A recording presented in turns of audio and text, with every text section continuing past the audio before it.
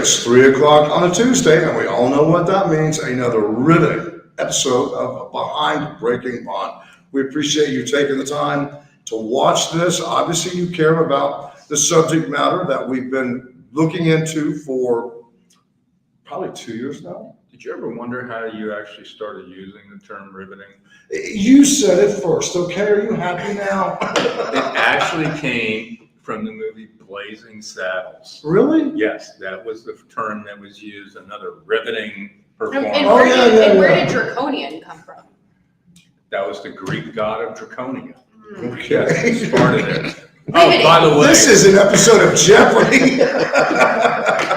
I don't know. Oh, I'm in the wrong room. I'll be back. I don't know what this is anymore. I'm not. All right, so I'm Andy Kahan, Director of Victim Services, Crime Stoppers of Houston, and yes, I'm wearing a different outfit today. You are. Yes, you are. But it's black. True. So you finally noticed. You were supposed to wear summer colors. Sydney, please introduce yourself. I'm Sydney Zeiger. I'm the director of the Safe Community Institute, Crime Stoppers of Houston.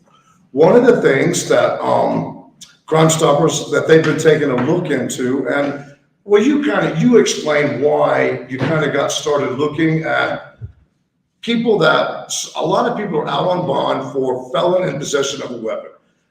Gun violence is a big issue right now because Uvalde and all these mass shootings that we've seen in other parts of the country. And so we hear so many people talk about, what do we do about gun violence? What do we do about gun violence? Well, one of the things that we're seeing here in Harris County is judges that are basically given even PR bonds to defendants for felon in possession of a weapon. Now, I think no matter where you are on the whole gun issue, I think everyone could agree the last person that you want to have a gun is a felon.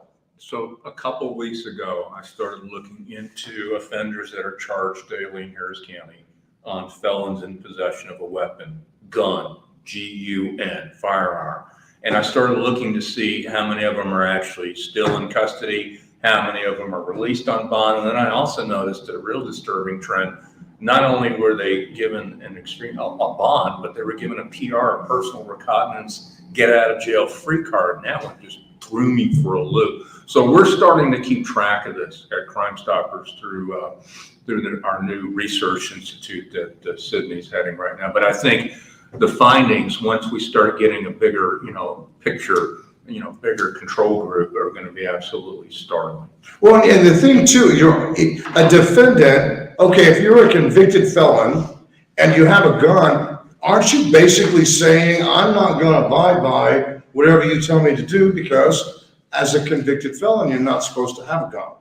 So it's sort of right. It's an oxymoronic term. You're already a convicted felon, and in many of these cases, it's habitual. And in many of these offenders have violent criminal history, and you're charged with felon in possession of a gun, which is another violation. And yet you're still put back out on the street. And in a lot of these instances, particularly the last month, we're seeing offenders who are now being charged with murder. And I'm just scratching my head going, we're talking about the issue of firearms. I get it. But this is one issue no one's talking about except for Crime Stoppers. And we saw in a breaking bond a couple of weeks ago, we pointed out that there was a judge who gave a defendant who went on to allegedly commit a murder a higher bond for possession of drugs than felon in possession of a weapon.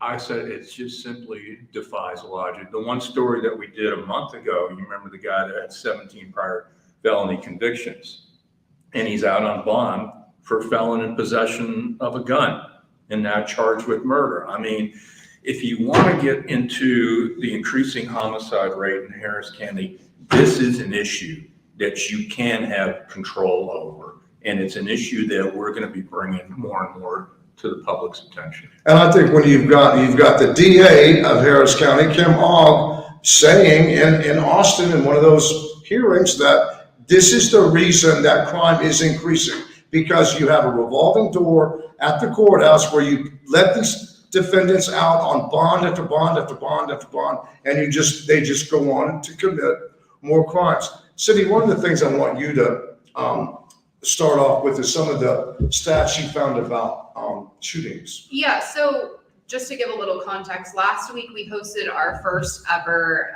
State of Public Safety. That's going to be an annual thing in June where we kind of look at the state of crime in Harris County mid-year.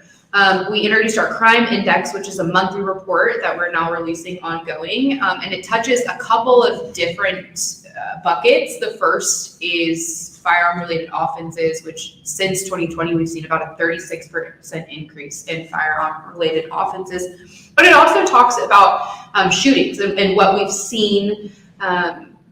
We really wanted to focus on children. Again, Uvalde's just still been so raw and should be.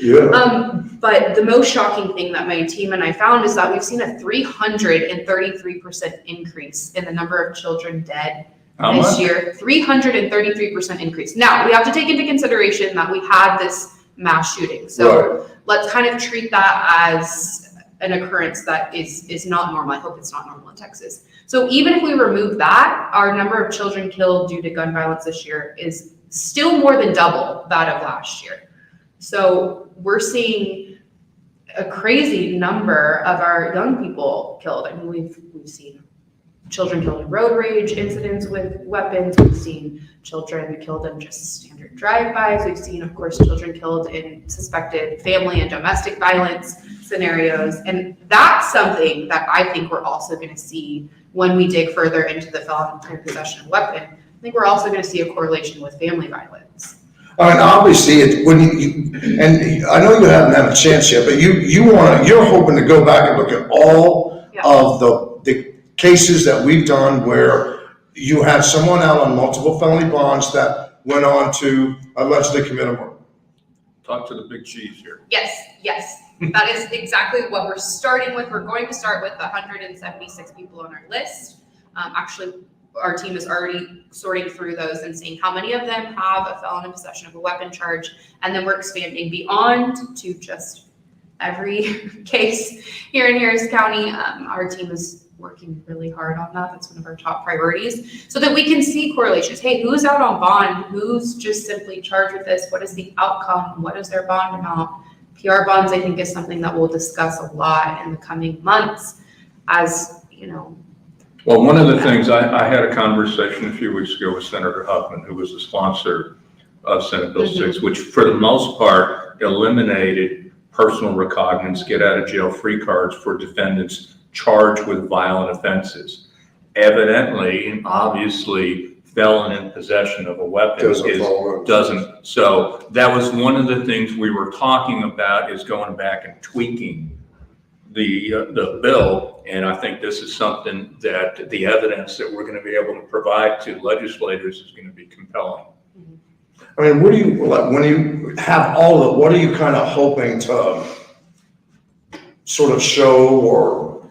So, I mean, the purpose of the research center generally is to be able to show our true and honest trends that are public safety related, whether it be gun violence or sexual assault or whatever, and then be able to inform our prevention programming and hopefully even legislation, as Andy's talking about. I mean, I think that there's been a lack of easily digestible resources for the community. I mean, there's kind of numbers in a bunch of different places and they're confusing, and as my data team says, they're not clean. So we're trying to make it really achievable for the everyday citizen to come to see the website and be able to see what's going on in Harris County and beyond. And again, I mean, you all Crime Stoppers is the only one that's really kind of We're the only one in the country. is to go down that road.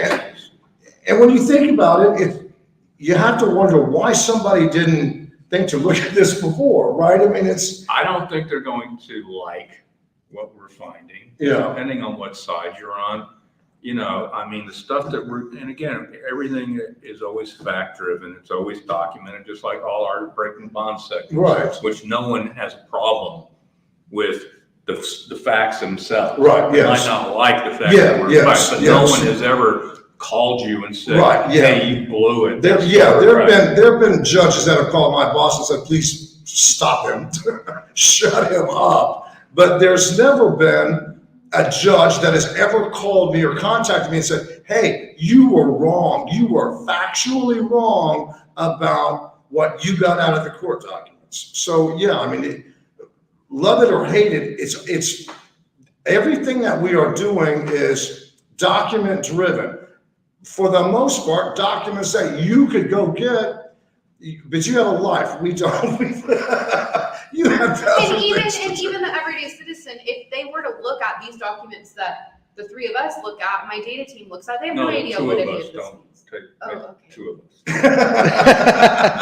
Hey, I think he's getting pretty good. I am too. Yeah. Yeah. Stop. Credit where credit's due. Yes. But I mean, this paper means nothing to the Right, everyday yeah. citizen. So No. we've got to make it digestible, and we've got to be transparent about where we're getting this information. So Right. if someone wants to double check us, they can. And that's a good point, because it is, some of the documents, you don't have to be an attorney to Right. decipher, but then the more you look at it, there are certain things that if you're not familiar with them, you're gonna go, Right. what? You took a look at this one right here, which we're gonna be featuring on tonight's segment. I mean, you'll be able to ascertain his prior charges. Right. You'll be able to see Mhm. that he's got a couple of aggravated robbery charges. Right. Okay, so then you gotta know what to do Mhm. from there. Right. Okay, and you can find out, and you can see right here, there was a bond made. Right. Okay, there's a lot more to it than just getting out on bond.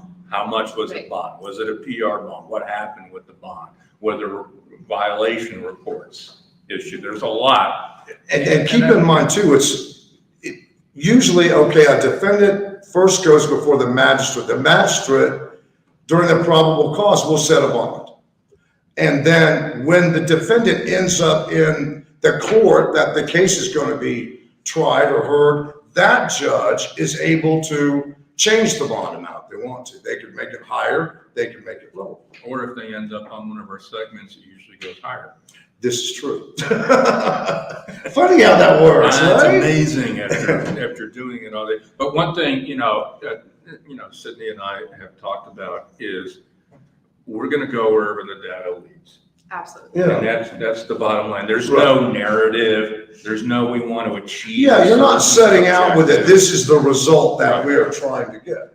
And if you're looking at court documents, you can't, and you're looking at them and you're compiling the information, it's black and white. You really can't.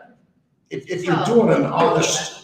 You can manipulate numbers, and Right. I think that happens far too often, but I think that's what Andy's getting at. I think it's really important that we want to first find the numbers and then find an outcome. What it means. And correct me if Based I'm on wrong, we're what- looking at felonies, right? Right. We're not Felonies, looking yes. at, I'm not messing with misdemeanors. Yeah. Felonies is quite a lot at this point, so. I can imagine. And again, I try to say this often. None of us, everyone, the Constitution allows everyone to have a bond, and everyone should be able to get a bond. The whole purpose of what we've been doing with breaking bond is, why is it a good idea to have someone out on 5, 6, 8, 10, 12 bonds? That's where it gets kind of nonsensical. not only that, but so the stuff that I'm looking at, look at this. This is actually really cool. Look at these colors. You could probably You did that tell all by that yourself. I had nothing to do with it because my folders would be torn. But this is Scribbled on and here. And they're based on what the outcome, like Right, this one is so- out on cash bond, obviously it's green. There you go, that's smart. Really? What does orange stand for? Yes! Orange is prison unit, right? So Yeah. Right, that's what you wear in That's what you wear in jail, prison. right? Right. See, that's smart. See, you See, I didn't- was thinking. There is a There's method to a her method. I was thinking of Madness. holes, actually, the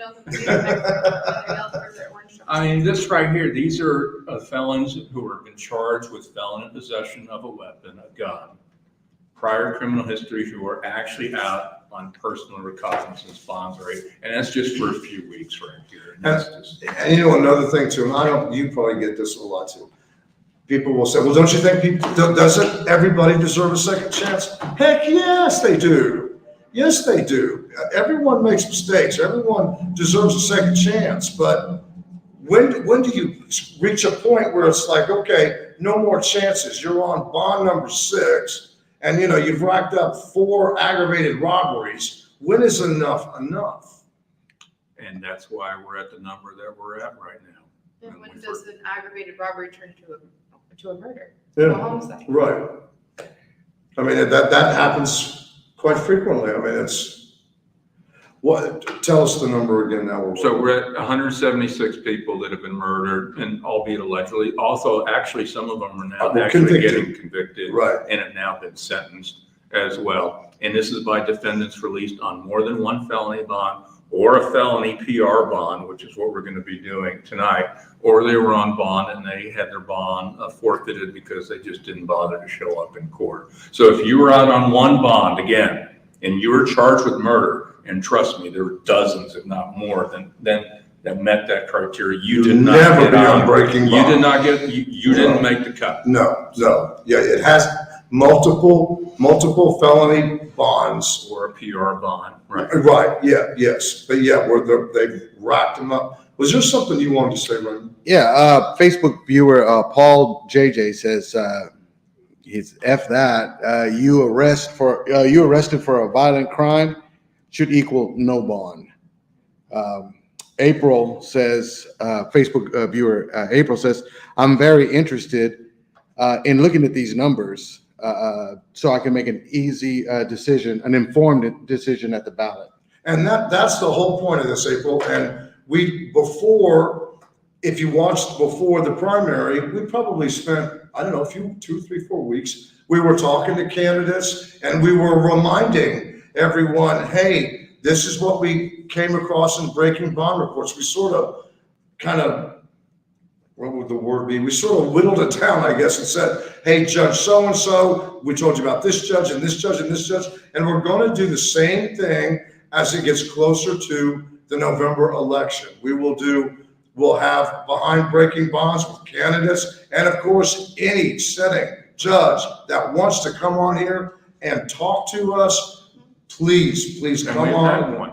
Yes, One. Yes, we have. One, but again, let's just sit and have I think the people of Harris County deserve to hear your perspective. Right. And whether or not they agree or disagree, but you have a voice, and Yeah. we're not going to get into case specifics. No, but I've of course always, not. my position, I've always wondered, why are you doing what you're doing? Right. And is there anything that you need? Because the judges that will actually still talk with me, when we had the constitutional amendment that was proposed, that would have given judges discretion, and that's a key word, discretion, not a mandate, to not grant bond Right. to defendants charged with certain violent crimes. They were all in support, and they said, yes, we need, because their hands are tied, we need that discretion. We tried. Right. It failed, so we have to come back again this legislative I session. mean, I'll never forget that judge from Dallas.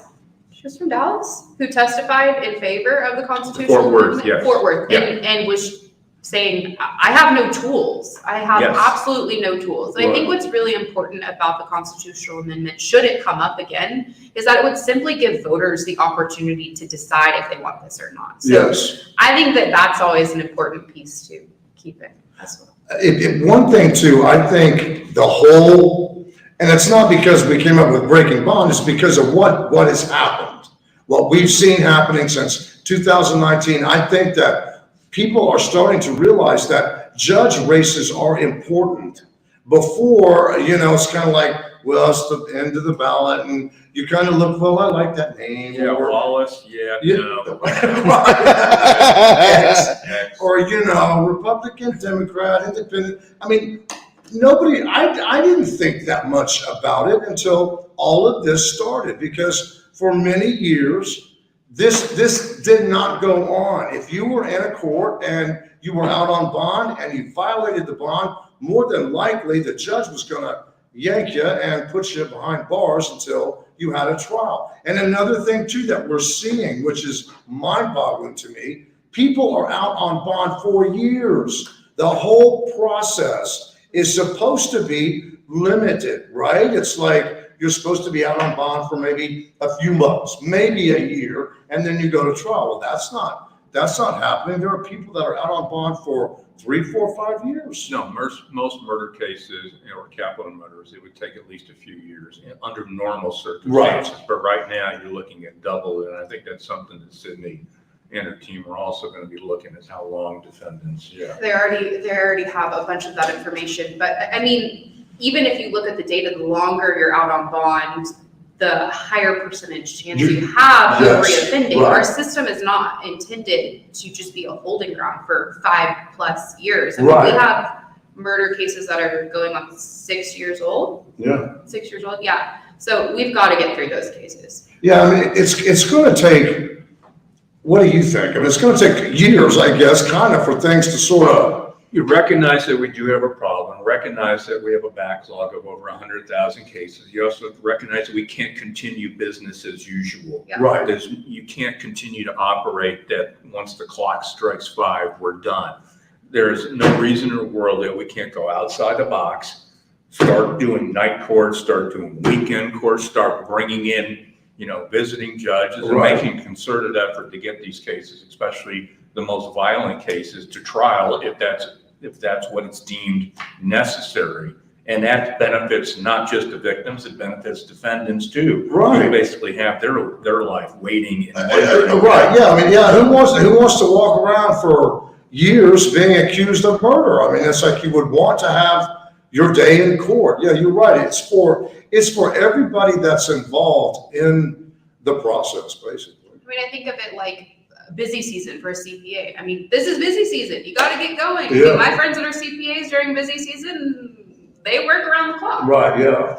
If you're a CPA, you're not going to take off right before tax time. Yeah. You just don't. You got to work till it's done. No, Yeah. this is not the Flintstones where you pull the bell and the whistle goes off and Fred goes sliding down on the dinosaur and gets into his car and goes home. You seem to know an awful lot about Fred Flintstone. He doesn't watch Flintstones ever. Never. When you grow up in upstate New York, there's little, if anything, you can do, especially during the bleak winter months I bet. of the year. So You can eat Drake's cakes. But I think it's a fixable problem. I mean, it's something that I think can be fixed, but it's going to take a lot of time. It's going to take a lot of people kind of getting on the same page. And another thing that you've brought this up many times, and it is a concern.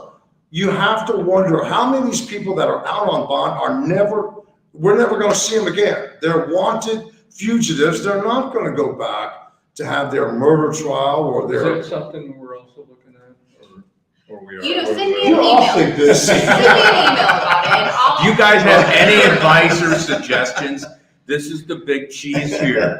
Well, somebody did, Kimberly is wondering about human trafficking. Is there any way to? Yes, we have, we released a human trafficking report that actually looked at the outcomes of human trafficking related cases in Harris County over a 2-year period. And one of our team members is currently updating that right now. I hope that's done by August. My timelines, I know that sounds far, but you see, Andy gives me a lot more work all the time. So that will show the outcomes of cases and just a lot of other really important information on kind of what cases we're seeing. I'm interested to see how our cases have changed since legislation has changed. And you know, how it can be a What was the legislation that? Purchasing is now a felony. Oh, and we've seen a lot of, what I call, it looks like somebody went on a weekend binge because you see a batch of people charged with solicitation. Yeah, the human trafficking, that's a good example of something that people became aware of. And I think once people became aware of, and then they started understanding it, and then they started seeing how prevalent it was in Houston, in Harris County. And it's obviously a very serious problem, but it's like this in a way. The more you make people aware of it, then the more you're going to see things change. Well, and I've seen even the conversation shift since you all started this a couple years ago. I mean, people are asking much more informed questions than they used to. And to me, that's a win. Yeah, because it's not, we've talked about this before. If People you're, watch this show? yes, they do. We have a lot of viewers right now. Hold on, I'll give my People are thoughts to actually better. watching this, so stop being mean to me. No, seriously, we've talked about this before. People, you've got your life and your work, and you have things to do. And if you've never been in the criminal element, you don't, all you really know is like what you see on TV, and everything gets sort of wrapped up nice in an hour, right? It's like the bad guy goes, and Our society watches way too much. Real criminal life I is, know. real life is not a Law and Order episode. it is not. But people don't really know or understand like we had a conversation where people would blame the mayor.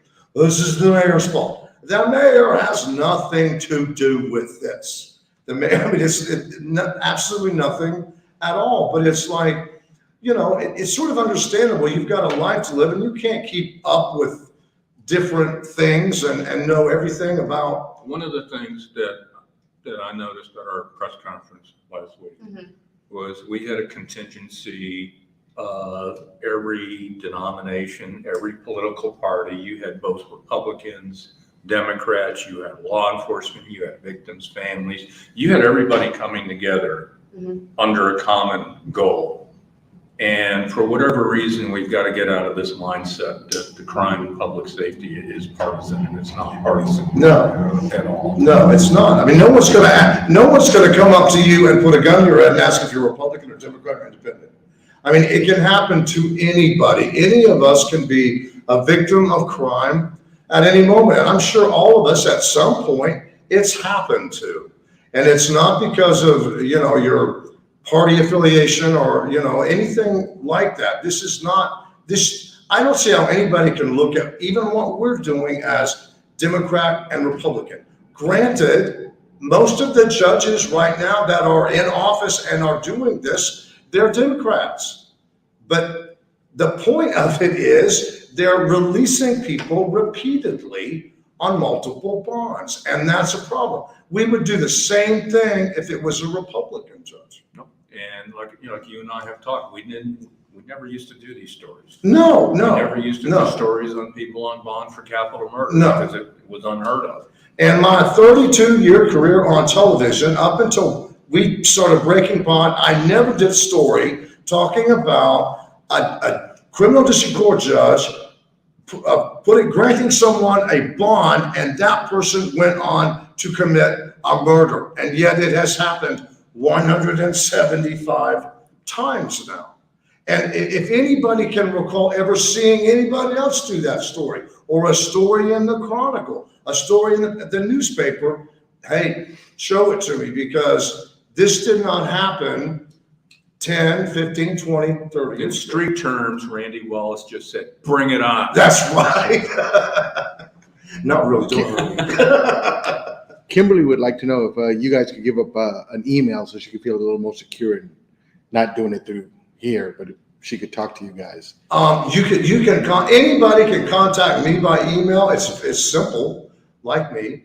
It's Randy, RANDY .Wallace, WALLACE @fox.com. And I'm on Facebook, Randy Wallace Fox 26, and on everything. If you go to the Facebook page, there's phone numbers, there's emails, there's everything. And if you go to our website, right? Yeah, you can email us and my team at S as in safe, C as in community, and P as in program at crime-stoppers.org. So SCP at crime-stoppers.org. I was going to say, on your website, there's a lot that people can go on the website and then kind of figure out. If you fill out our contact form on our website, that gets passed along to me based on the content of the question. Passed on to you, doesn't it? Yeah, I just live a CPA schedule all the time. And also on my Twitter, you'll find Andy Kahn's home address. I'll give it to you. He likes to, that bridge. he likes to be visited in the middle of the night. More importantly, the question of the day is what? I don't know. Do you take your cat camping? Yes. Hey, I read where cat camping is a thing. I read this in the email. It's a cat. What? Seinfeld. It's just a cat. If you take your cat camping, Randy, you could We be best want to friends hear with from Andy. you. we want to hear from you. If you take your cat camping, take pictures. We want you to join us. Especially if they roast marshmallows. Right.